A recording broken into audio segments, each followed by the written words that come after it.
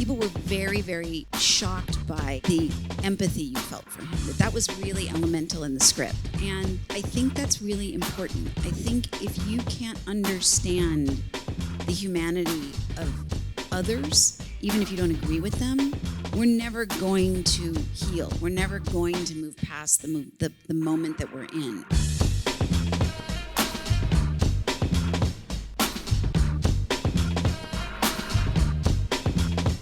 I wanted to start with Amy just telling us about your journey with this film. So it started in 2017. I knew who Gabe Sherman was because he covered the 2016 campaign for New York Magazine and was writing about Trump.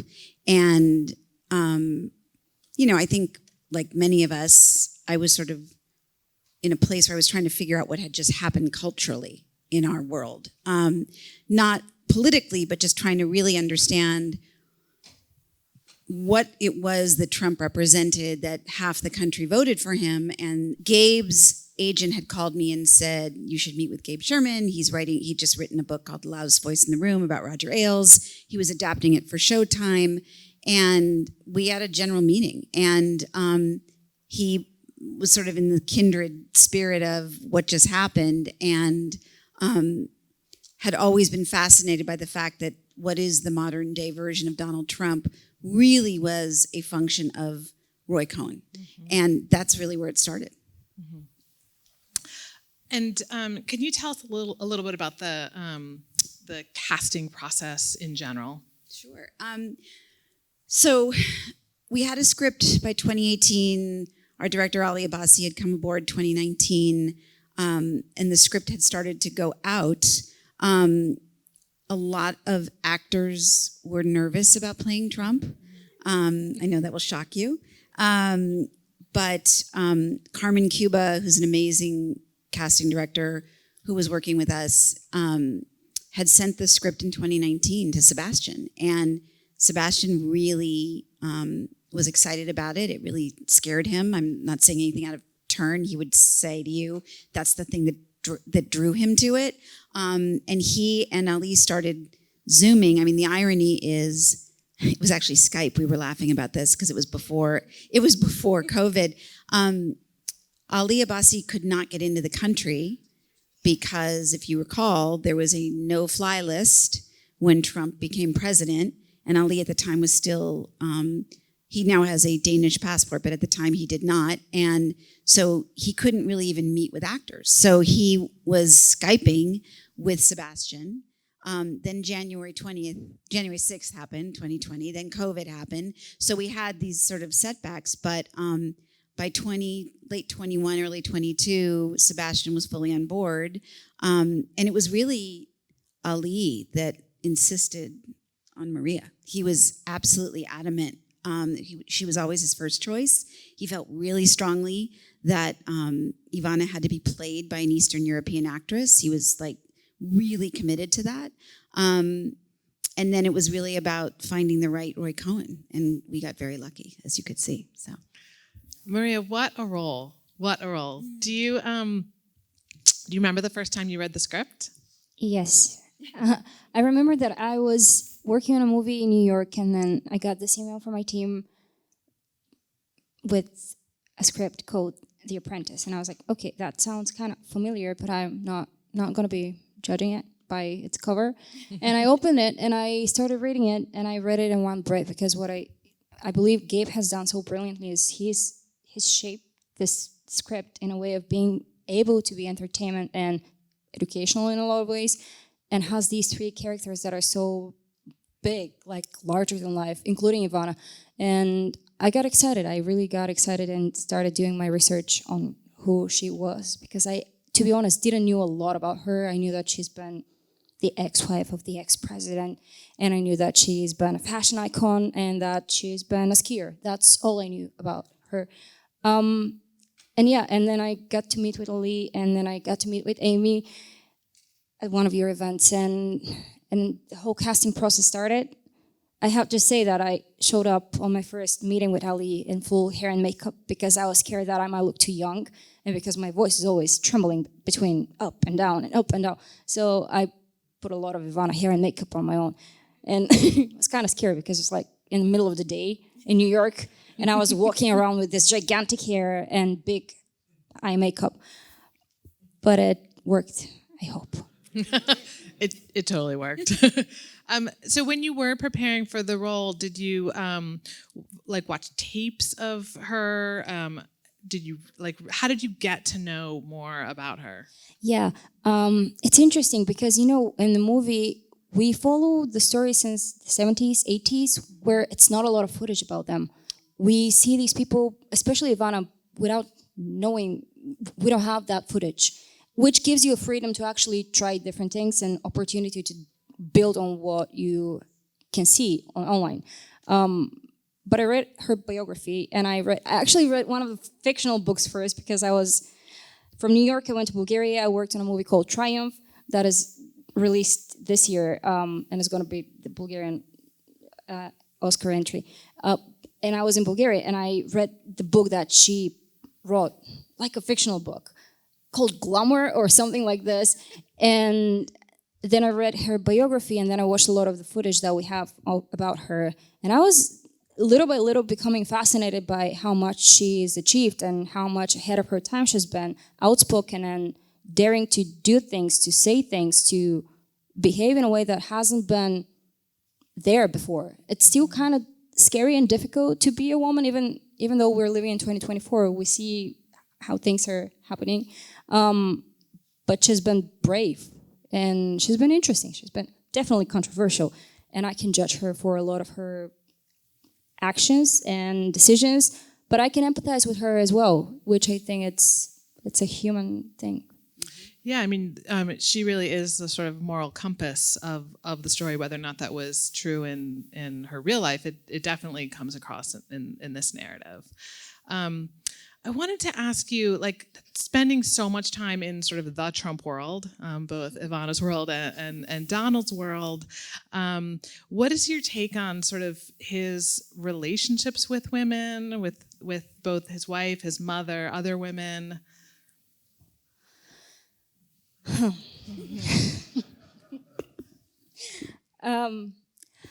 Well, I think there is something in common between Ivana and his mother, to be honest. And I think what I hope people feel from this film is that she might have a support from his mother, because I think they're kind of like alike. I don't know. I just feel like all of the women around him have been subjugated by a lot of ways, even though most of them have helped him achieve what he's achieved. Because to be honest, I feel like Ivana has been the brain behind it from the beginning. And, you know, she's been, I'm not stepping away from your success. I'm going to be treated as equal.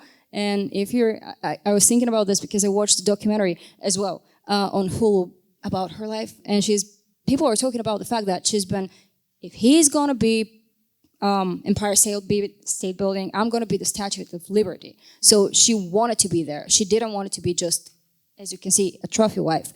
And I think she pretty much demanded her position until she's been taken for granted, I feel. There's so many layers to this film, but one of the things that comes through very strongly is the aesthetic. Even as it's sort of moving through time, the music is really incredible. Obviously, that came from Ali, but Amy, I imagine that the producers also had some role in supporting that. And well, I mean, I think Ali. It was a very intentional choice to not have an American director. I was really hopeful that we would find a non-American, because I thought in telling the story, you would that no matter who the director was, no matter what their point of view on life was, it would always be filtered through a red or a blue filter. And so Ali, being Iranian by birth and growing up in Iran and experiencing the American dream from a distance, was very fascinated with the 80s and very fascinated with the sort of excess of it. And the decay of New York City and how it was reborn. And so it was very intentional. I mean, it was written, it was in the script, that patina, but it was very intentional by Ali and by Casper Tuxen, who did the cinematography and was also our camera operator. He was extraordinary. But they really worked hard to capture it. And also, you know, there was a graininess, the sort of like the 80s VHS, you know, the old tapes that you could watch. It was very intentional to capture the decadence and decay, but also make it feel like an 80s thing. That was something that was really sort of stamped on Ali's brain as a filmmaker, having watched all those movies when he was a kid. Mm-hmm. I really appreciated the depictions of queer culture and AIDS in that moment. I think it's super important. And it's so fascinating how like it just kind of goes over Trump's head. Like he's like sort of childlike, and he's just sort of kind of, I don't know if he's intentionally missing it or he's just missing it. Yeah, I don't, you know, it's hard to know. I mean, they were as close. What you see in the movie is a pretty fair representation of what their relationship was. I feel like everything with Trump is transactional, and that the value of the Roy Cohn relationship outweighed whatever trepidation he had about being in proximity to queer culture. He was also dealing with someone who was a self-loathing homosexual who was also an anti-Semitic Jew. So he was dealing with somebody who was in complete denial about who he was. And I think that probably made it easier for Trump to kind of overlook it in their relationship. Right. That makes sense. I read a quote from you that said, I want audiences to get a fleeting glimpse of the very human and relatable motivations behind the celebrity politician that is Donald Trump. Can you talk a little bit more about that? Yeah. What I think is really interesting is the only people that say the movie is a hit piece are the people who've never seen the movie. And some of you may think it's a hit piece. I don't presume to assume that I know what people are going to take away from it, but I've yet to meet somebody who's seen the movie who says, oh, it is a hit piece. Part of what my confusion was in 2017 was trying to understand who voted for him, not to judge them, but to really understand what the appeal was. And when I read the first draft of the script, and I know we've talked about this in other places, because I know the experience of reading it for the first time is very consistent. People were very, very shocked by the empathy you felt for him, that was really elemental in the script. And I think that's really important. I think if you can't understand the humanity of others, even if you don't agree with them, we're never going to heal. We're never going to move past the moment that we're in. And so I did not vote for Trump. I'm not a Trump supporter, but I have a better understanding of what his appeal is now. And it's important to me that people see that humanity. I think what's most fascinating is, and Gabe is a meticulous researcher because he is a journalist. So much of what's in that movie is accurate, right? He was always yearning for his father's approval. It's Shakespearean. He was the second son. He was not meant to take over the business. He was never thought of as being smart. Like his sibling, all of his siblings were going to Ivy League school. Like all of that yearning and that desire and that ambition, I think is very relatable on a human level. It may not be individually what any one of us, how we experience our lives, but I think it's crucial to understand from a cultural standpoint, the humanity of these people, not just Trump, but also Roy Cohn, and to another extent to Ivana, who, as Maria so articulately points out, is very ahead of her time in terms of being a working woman who demands that she be a partner with her husband in all areas of their lives. I think that it's really easy to just dismiss all these people as, fools or caricatures or materialistic, but there is something else underneath it. And I think when I read the script, that's what really compelled me to want to get it made. You referenced Shakespeare. It also feels kind of like a little Frankenstein, especially in that last scene, right, where he's getting his head tone. Yeah, that's pretty good. Maria, has anybody in the family seen the movie? Do you know? My family, my mom. What does your mom That's think of the the only movie? family that I can actually discuss having seen it or knowing the real answer. Yeah. All right. That's, tell us what's next for the film. Oh my God. Well, as you all know, we had a little controversy. So the movie comes out October 11th. I sound like a commercial, but I'm going to be in a commercial. It's in theaters, opening wide, nationwide. We're doing everything we can. We kind of came out like out of a rocket after Telluride. So it's been a very fascinating journey because it's like we're like a circus, like we're like all trying to open this movie in every way possible. But we're screening it, and our premieres next week in New York, and then we go overseas. And what's been really interesting is the positioning of the movie for the U.S. versus around the world. There's a slight nuance to it because when you're in the United States, you have a constant barrage of Trump. And it's not quite the same when you're overseas. You have a little more distance from it. So right now, the ambition, we joke, but we were literally joking about it tonight, that this movie is, the marketing campaign for this movie is like the Kamala Harris campaign. It's like you have a very short amount of time to get a lot of stuff done. So that's what we're doing right now. We're just trying to get it as widely exposed as we possibly can because we didn't have months of run up in order to build the campaign in a traditional way. Do you think that the film will have any impact on the election? This is for both of you. Well, I hope as many people as possible go and watch the film. I think the film speaks for itself, and as Amy said, it helps you understand certain things. And I don't know. I mean, whether the movie is going to influence people into vote in one way or another, I personally am not a voter, so I don't think I can express my opinions about this. But I really hope people go and watch it and make their decisions. I would say I hope it makes people vote. I don't have any expectations of whether it's going to change people's hearts and minds. I would frankly be shocked if it did. It's never our intention. We never set out to make a propaganda piece. I think that you bring to everyone in America, for sure, who will see the movie, brings to it their own perception of who Trump is. So it's pretty baked into it when you come into the theater. But I certainly hope it makes people vote if they, one way or another. I think it's important for everything. Since we have you, will you talk a little bit about what you're working on next? Oh, me? Yes. I'm excited to hear what Amy's working next because I'm going to take a vacation. I just wrapped on a movie called Learning to Breathe Underwater that shot in Ireland, Galway, and it's a beautiful story about a father, little son, and their au pair, Rory Kinnear and me and a little 8-year-old boy.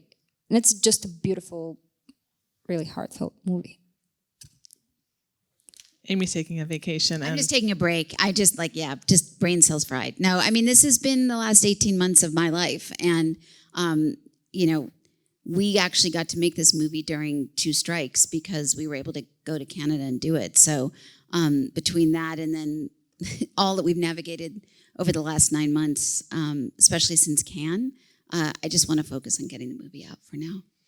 And since this is film independent and women in film, let's spend 1 more minute sort of focusing on women. What is your hope for women working in this industry as we move through the next couple of years? Well, I feel like being in my generation, I feel like my generation women are, again, daring to demand their equality, daring to demand their position in this industry, whether that's going to be in front of the camera or behind the camera. I think it's important to have women involved because I personally am grateful that we had Amy here, and she's been a great voice to be there. I personally felt safer and heard and important because I feel like women not only intellectually but emotionally bring a lot more. And yeah, I think it's important to have our place here and be appreciated. Is Amy the only female producer on the movie? There's others. Okay. We have two Irish that's right. producers, Yes. Ruth Tracy and Julianne Ford. Yeah, I forgot. I met them. They were lovely. And you, Amy, what is your hope for the future of women working in this industry? I think it's something that you and I talk about every week, which is I think that women need to continue to build a community for themselves, around themselves, for the very reasons that you were talking about. This is a very tricky time in this business. And I think that women are slowly getting more comfortable with helping each other as opposed to feeling like they have to protect their territory. We're a different generation, and when I was starting in this business, it was very territorial for women by necessity. They felt like they had to do it to survive. And I think that's slowly starting to change, and I think as this industry goes through this really insane evolution right now, the more women can get their arms around each other and help each other, I think the better it is for all of us. So, on that note, we have a reception in the lobby to continue building community. Thank you.